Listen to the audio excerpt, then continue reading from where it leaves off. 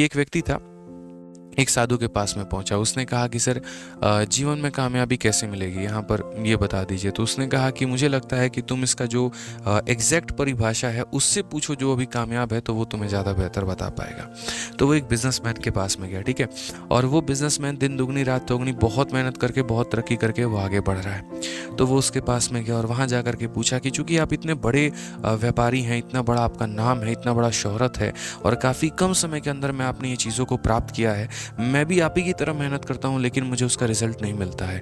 तो जैसे मैंने कहा ना कि वो व्यक्ति जब उस बिजनेसमैन के पास पहुंचा और पूछा उसने कि सर क्या ऐसा तरीका है जिससे मैं भी आपकी तरह कामयाब बन सकता हूँ, उसने सिंपल सी बात कहा कि तुम अपने जीवन में 100 काम करते हो लेकिन कभी भी तुम एक काम को पूरा नहीं करते, और जिन्हें पूरा भी करते हो उसे तय समय के बाद में करते हो। एग्जाम्पल, मैं आप लोगों के लिए मैराथन आपके सीजल के पेपर के बाद लेकर आऊँ, आप देखोगे? नहीं देखोगे। ठीक है, चलो मैं शुरू करता हूँ काफ़ी पहले, लेकिन मैं इसके आपके पेपर के 20 दिन के बाद ख़त्म करता हूँ, आप देखोगे? कभी नहीं देखोगे। यानी कभी भी इंसान को कोई भी कार्य की शुरुआत अगर करता है तो उसका एक डेडलाइन उसको बना लेना चाहिए कि इस तारीख तक मुझे ये काम खत्म करना है। आपके जो इतने शेड्यूल बिखरे हुए होते हैं ना, इतने सारे मेरे भाई फैला होता है, रायता पूरा फैला होता है, उसको यहाँ पर आप एक काम करो, सीधा अपना टारगेट दो कि जैसे मैथ्स है और मैथ्स का फलाना चैप्टर है, मुझे इसे 2 घंटे में ख़त्म करना है। मेरे भाई इंग्लिश का ये फलाना चैप्टर है, 2 घंटे में ख़त्म करना है। मेरे भाई ये जो दिमाग है ना तुम्हारा, पता है क्या है, अगर कोई चैप्टर को आप टारगेट दोगे कि मुझे प्रॉफिट लॉस 2 घंटे में पढ़ना है, मेरे से गारंटी लिखवा लो मेरे भाई 2 घंटे में ख़त्म हो सकता है। लेकिन अगर आप उसको 4 घंटे का टारगेट दोगे ना, तो वो 4 घंटे में ही खत्म करेगा। ये फैक्ट है।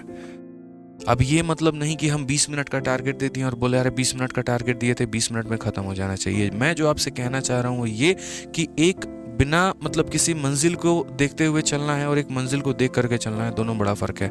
अगर मन में सोच लिया कि केदारनाथ के दर्शन करने हैं, लंगड़ते गिरते संभलते वहां पर पहुंच जाओगे, लेकिन अगर तुम्हारे मंजिल का तुम्हें पता ही नहीं है कि जाना कहाँ है, तुम वहां कभी नहीं पहुंच पाओगे। जब तक आपका एक डेडलाइन नहीं है, आपकी चीज़ें कभी पूरा नहीं होंगी। आप 2 दिन बाद उसको पूरा करोगे मंजूर है, 4 दिन बाद उसको पूरा करोगे मंजूर है, लेकिन अपने आप को एक डेडलाइन दिया करो। वो डेडलाइन तुम्हें हमेशा ट्रैक पर बने रहने में काफ़ी ज़्यादा मदद करती है। जैसे रोड पर डिवाइडर होता है ना, वो डिवाइडर क्या करता है, गाड़ी को जाने नहीं देता लेफ्ट में, वो कॉन्स्टेंटली रास्ता बताते रहता है। ये डेडलाइन भी कॉन्स्टेंटली आपको एक रिमाइंडर देते रहता है कि तुम्हें इस समय पर जो है अपना समय पूरा करना है, अपना ये सब्जेक्ट, अपना ये सिलेबस पूरा करना है। कंसिस्टेंसी को लेकर के बच्चों का काफ़ी सवाल रहता है कि सर यहाँ पर जो है मैं 2 घंटे पढ़ता हूँ, 3 घंटे पढ़ता हूँ और मैं कंसिस्टेंट नहीं रहता, मैं कंसिस्टेंस कैसे रहूँ? मेरे भाई आप एक बात बताओ, आपको रील देखने के लिए कोई बोलता है, जैसे इंडिया पाकिस्तान का भी मैच हो रहा है, इंडिया पाकिस्तान का मैच में क्या कोई आपको मोटिवेशन चाहिए? एक बात बताओ कि नहीं नहीं यार 2 ओवर हो गए, अब मेरा मन नहीं है देखने का, सर मुझे मोटिवेट करो मैच देखने के लिए। है रील देखने के लिए कभी आप बोलते हो कि नहीं नहीं मुझे और मोटिवेट करो सर, मेरा तो मन थक गया रील देखते देखते, मुझे मोटिवेट करो कि मैं रील देखूँ, मुझे मोटिवेट करो कि मैं मिर्ज़ापुर वेब सीरीज़ देखूँ, मुझे मोटिवेट करो कि अभी स्त्री का ट्रेलर आया है और मैं उसको कैसे ना देखूं। जब उन चीज़ों के लिए आपको मोटिवेशन नहीं चाहिए होता, तो क्लास के लिए देखने के लिए क्यों मोटिवेशन चाहिए होता है?